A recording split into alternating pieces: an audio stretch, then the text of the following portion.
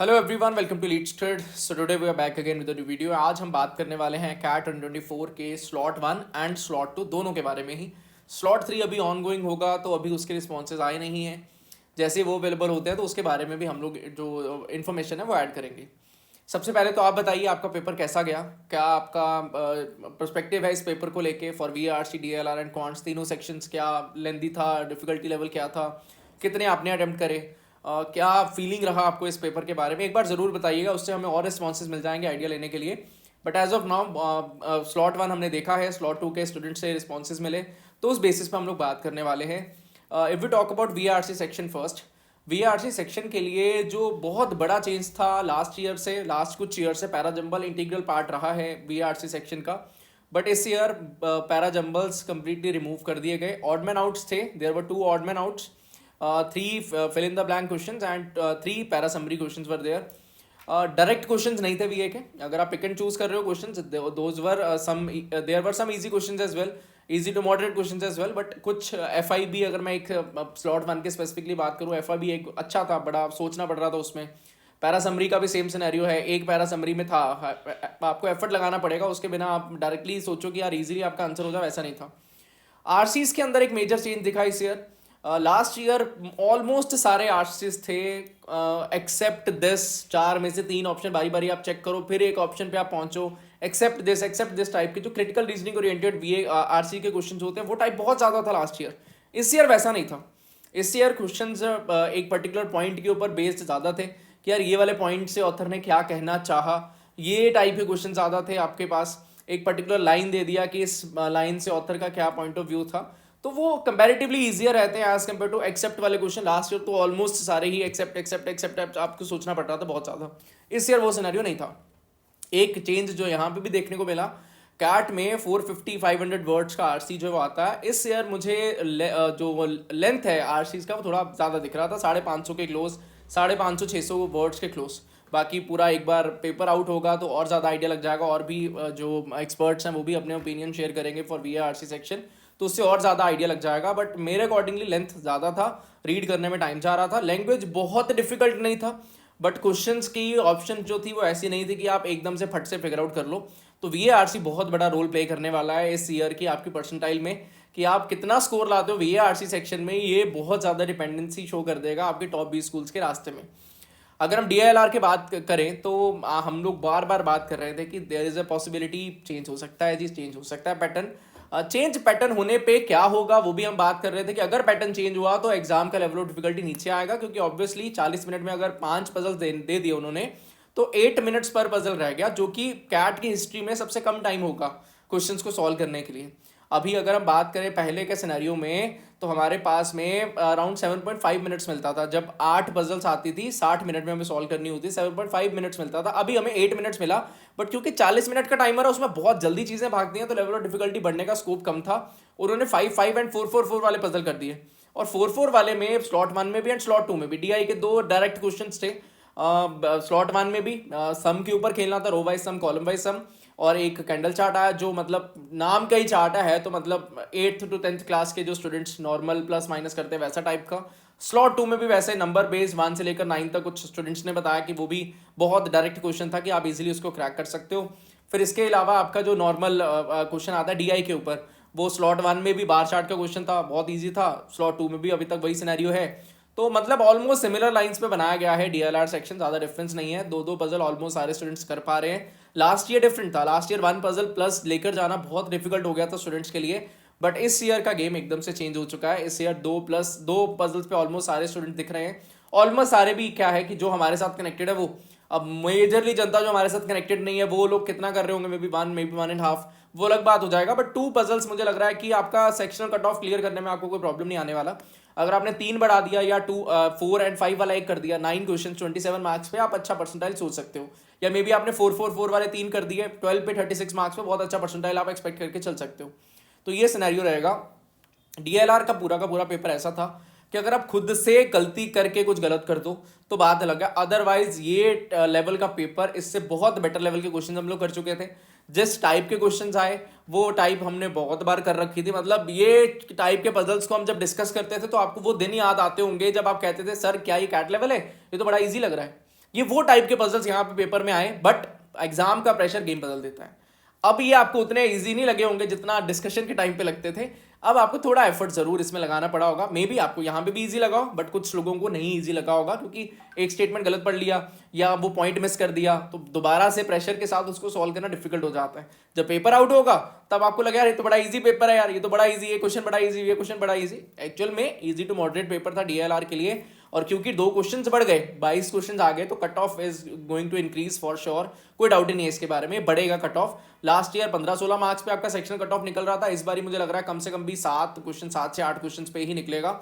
बाकी स्लॉट 3 कैसा आता है, अगर स्लॉट 3 में कुछ ऊपर नीचे हो गया तो स्केलिंग का भी रोल आ जाएगा, फिर क्या सिनेरियो बनता है वो उसकी बात होगी।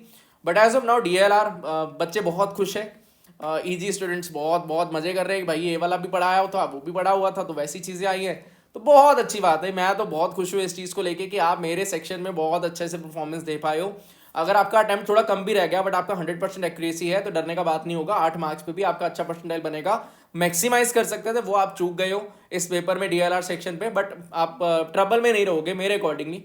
24 मार्क्स में काम आपका बन जाना चाहिए, शायद 21 मार्क्स में भी सेक्शनल कट ऑफ निकल जाए, 80% प्लस आपका चला जाना चाहिए। बाकी डिपेंड ये भी करेगा कि थर्ड स्लॉट क्या है, क्या सिनेरियो बनता है, एंड अकॉर्डिंगली चीज़ें वर्क करेंगी। लास्ट ईयर का डीएलआर का लेवल ऑफ डिफिकल्टी भी कम था, बट पिक करना डिफिकल्ट था। इस ईयर में वो टिपिकल क्वेश्चन जो ऑलरेडी आपने कर रखे होते हैं, गेम्स एंड टूर्नामेंट का था स्लॉट 1 में। गेम्स एंड टूर्नामेंट नाम के लिए था, है तो एक्चुअल में अरेंजमेंट टाइप का था, जिसमें रो वाइज सुडोकू का फॉर्मेशन था कि एक राउंड में एक टीम एक ही बार प्ले करेगी। 6 टीम्स थी, तो 3 मैच होने वाले थे, 1-1 टीम का मैच, 1-1 टीम का मैच, 1-1 टीम का मैच। तो वो बहुत करे हुए क्वेश्चन, कोई दिक्कत वाली बात नहीं थी। देन बार चार्ट के ऊपर क्वेश्चन था, बड़ा नॉर्मल सा, उसमें कोई दिक्कत वाली बात नहीं थी। एक सेट थ्योरी था आया था, वो अच्छा था। मतलब अगर आप सेट थ्योरी में कंफर्टेबल हो, आपका प्रैक्टिस है, तो आप कर लोगे, अदरवाइज आप समझ नहीं पाओगे कि भाई ये सेट थ्योरी कह रहा है या कोई टेबल डीआई केसलेट टाइप का क्वेश्चन है। तो वो अच्छा पजल था, वो परेशानी देने वाला पजल था। बाकी एज सच जो कैंडल चार्ट था, वो तो मुझे लग रहा है कि आपके छोटे भाई बहन हो 7वीं 8वीं क्लास के, आप उनको क्वेश्चन वो दो, आप कहो कि भाई पढ़ और सॉल्विंग कर दे, वो शायद उसको क्रैक कर पाए। वो उतना ईजी था। फिर भी अगर आपने उस लीव कर दिया तो रिग्रेट्स ऑब्वियसली होंगे, बट आगे वे फॉरवर्ड हमारा क्या होगा कि हम बाकी के एग्जाम से फोकस करें। बाकी एक बारी वो कैट का जो वो आंसर कीज है वो आउट होंगी, तो उससे थोड़ा और ज़्यादा आइडिया लगेगा कि बाकी स्लॉट्स का पेपर कैसा बना है एंड कट ऑफ्स क्या जा सकती हैं। If we talk about quant section, last year और इस ईयर के क्वांट्स में हुआ क्या कि हमारी एक्सपेक्टेशन ऑलरेडी बहुत ज़्यादा बढ़ चुकी थी क्वांट्स को लेके, कि लेवल ऑफ डिफिकल्टी बहुत खतरनाक है।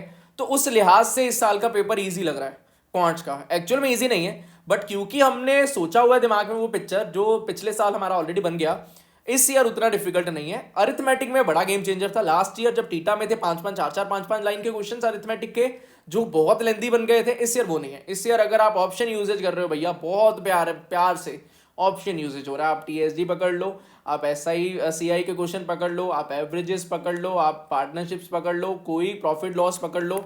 अरिथमेटिक 8 से 10 क्वेश्चन में मुझे मेरे अकॉर्डिंग तो मिनिमम भी 8 से 10 क्वेश्चन से, और ऑलमोस्ट सारे ही करने वाले।